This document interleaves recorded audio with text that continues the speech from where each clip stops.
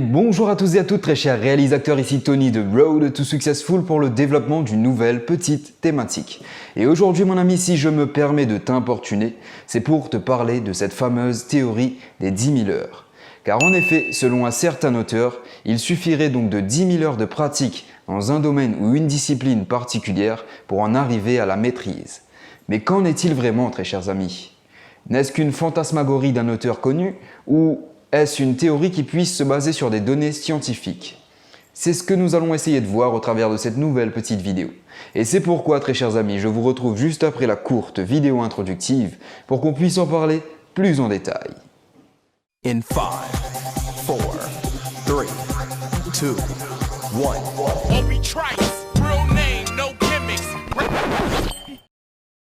1990, c'est l'année où le psychologue Anders Ericsson débute ses recherches et durant laquelle il commence à construire et constituer sa fameuse théorie des 10 000 heures.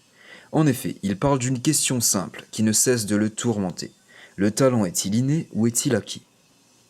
En cherchant à répondre à cette question, lui et ses deux collègues vont mener une véritable expérimentation, en prenant pour objet d'étude un groupe de violonistes de l'Académie de Berlin qui ont tous commencé le violon à l'âge de 5 ans, afin de déterminer, dans ces trois groupes de prime abord identiques, la différence qui a permis à certains d'exceller et à d'autres de ne rester que de simples solistes appartenant au commun des mortels.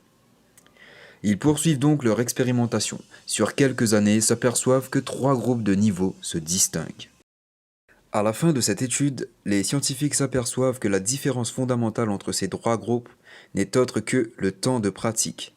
En effet, les chercheurs remarquent que ceux appartenant au premier groupe ont accumulé un minimum de 10 000 heures de pratique du violon, contre 8 000 heures pour le deuxième groupe et contre 4 000 heures pour le troisième groupe. Ils réitèrent leur expérimentation sur un groupe de pianistes et remarquent la même différence. La théorie des 10 000 heures est donc née, et prouve d'une certaine façon que si 10 000 heures ne sont pas forcément nécessaires à la maîtrise d'une discipline dans laquelle nous souhaitons exceller, il est cependant nécessaire d'y travailler et de pratiquer cette discipline pour en arriver à la maîtrise.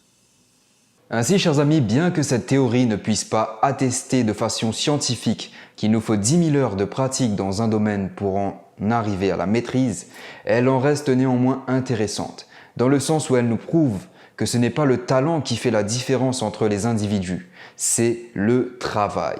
En effet, chers amis, ces études nous prouvent que ce ne sont pas les plus talentueux qui parviennent à réaliser leurs objectifs, mais les plus pratiquants, les plus persévérants et les plus travailleurs. Car très chers amis, nous avons vu qu'au sein de ce groupe, ce ne sont pas donc les plus talentueux qui parviennent à réaliser les objectifs, mais ce sont bien les plus travailleurs. Et quelles que soient, très chers amis, les heures que nous investirons dans notre discipline, ce n'est pas le nombre d'heures qui compte, c'est l'investissement personnel que nous y mettons, le travail que nous y mettons, l'amour que nous y mettons, la passion que nous y mettons.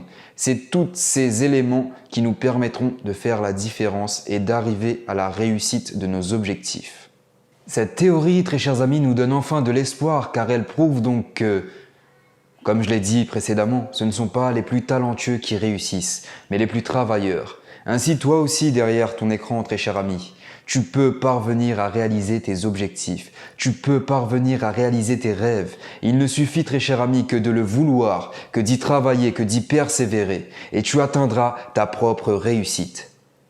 Crois en toi, mon ami, et tout te sera possible.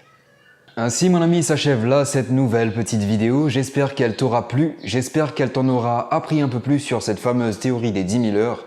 Et j'espère, très cher ami, qu'elle t'aura convaincu que ce ne sont pas les plus talentueux qui réussissent dans la vie, mais les plus travailleurs et les plus persévérants.